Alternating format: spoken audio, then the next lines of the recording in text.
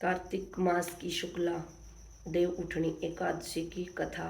श्री कृष्ण जी बोले, हे युधिष्ठिर, कार्तिक मास के शुक्ल पक्ष की एकादशी का नाम देव उठनी एकादशी है।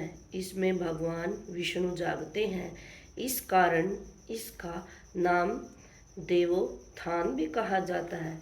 इसके महात्म्य की कथा ब्राह्मण जी ने नारद ऋषि से कही थी। इसके हृदय में प्रोदनी एकादशी का व्रत करने की इच्छा उत्पन्न होती थी।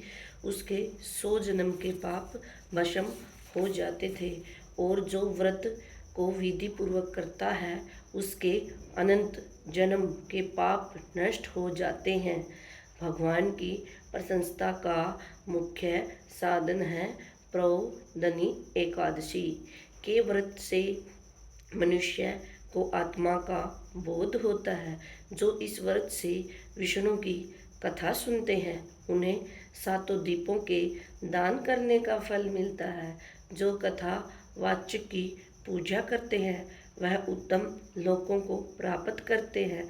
कार्तिक मास में जो तुलसी ढवारा भगवान का पूजन करता है उसके 10,000 जन्म के पाप नष्ट हो जाते हैं।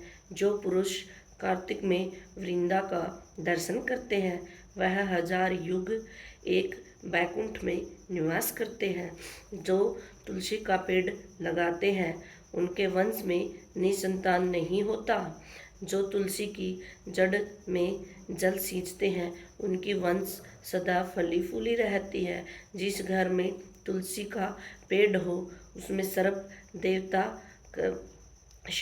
देवता करते हैं। यमराज के दूत वहाँ स्वप्न में भी नहीं विराजते। जो पुरुष तुलसी वृक्ष के पास श्रद्धा से दीप जलाते हैं उनके हृदय में दिव्य चक्षु का प्रकाश होता है। जो शालिग्राम की चरणोदकी में तुलसी मिलाकर पीते हैं उनके निमट अकाल मृत्यु नहीं आती। सर्व व्याधियाँ नष्ट हो जाती हैं, पुनर्जन्म को वह नहीं प्राप्त होता।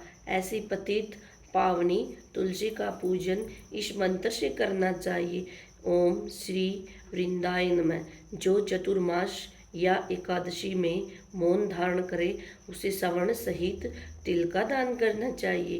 कार्तिक मास या चतुर्मास में नमक का त्याग करते हैं उन्हें शक्कर दान करना चाहिए। कार्तिक शुक्ला एकादशी से पुण्य तक देव स्थानों में दीपक जलाने से महापुण्य होता है। बुद्धिमान पुरुष सारा कार्तिक जो यही नदी तट इत्यादि पूज्य स्थानों में दीपक जलाते हैं। प्रोदनी एकादशी महात्म्य सुनने से अनेक गोदान फल मिलता है।